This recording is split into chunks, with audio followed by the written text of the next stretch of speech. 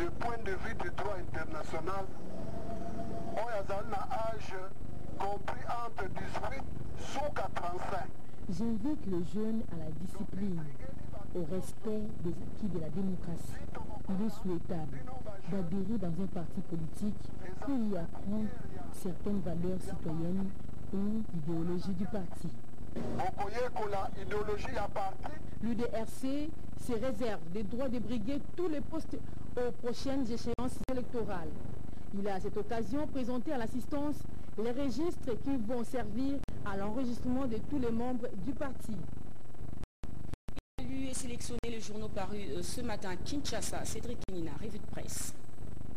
Tout d'abord, Forum des As, qui s'interroge en sa une sur les chiffres avancés par l'UDPS concernant les victimes des événements malheureux du 19 et 20 septembre dernier.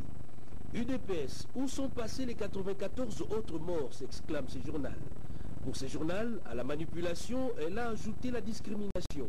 Selon toujours ces quotidiens, au-delà de tout débat, pour le moins indécent autour des morts, l'UDPS s'est limité à honorer la mémoire de ces 6 combattants décédés au motif qualifié de fallacieux par Forum des As, ceux à ces corps-là qu'elle a eu accès. Curieusement, poursuit ce journal, ni les ONG des droits de l'homme, ni les partenaires extérieurs à avoir récupéré à leur compte les déclarations du leader Maximo ne se préoccupent de chercher à savoir ce que sont devenus les 94 autres, note ces quotidiens. UDPS, l'épisode du vrai faux bilan rétorque Africa News, qui revient lui aussi sur le funérail de militants de l'UDPS.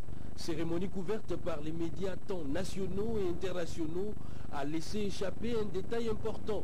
Il a manqué 94 corps si l'on s'en tient au bilan dressé par les partis de Tshisekedi Wamulumba. Pour Africa News, cet élément matériel doit pousser certains observateurs et partenaires à relativiser les informations fournies par les organisateurs sur le nombre qu'Africa News estime fantaisiste. Les Grognons, journal satirique de la capitale, n'est pas en reste.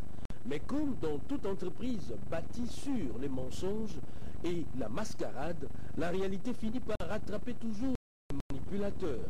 À l'heure de la reddition des morts, constate le journal satirique, l'IDPEST, pour ne pas citer l'UDPS, n'a présenté à l'opinion nationale et internationale que 6 pauvres squelettes, bruyants, abondamment et publiquement pleurés, conclut ce journal. La prospérité, non au chaos, non à l'apocalypse, insiste ces quotidiens. Meetings, villes mortes, marches et autres actions des rues, ces types de manifestations ont certes une assise juridique en termes bien sûr de libertés individuelles et collectives, mais un analyste cité par La Prospérité dans une tribune libre crie plutôt à la manipulation et à la discrimination lorsqu'il en résulte, précise le journal, après coup une série de dérapages. C'est la fin de cette revue de presse. Voilà, la messe de ce journal est dite. Merci à vous de l'avoir suivi. Joël Makila va prendre la main à 22 h pour notre session d'information. Moi, je vous retrouve samedi prochain à la même heure.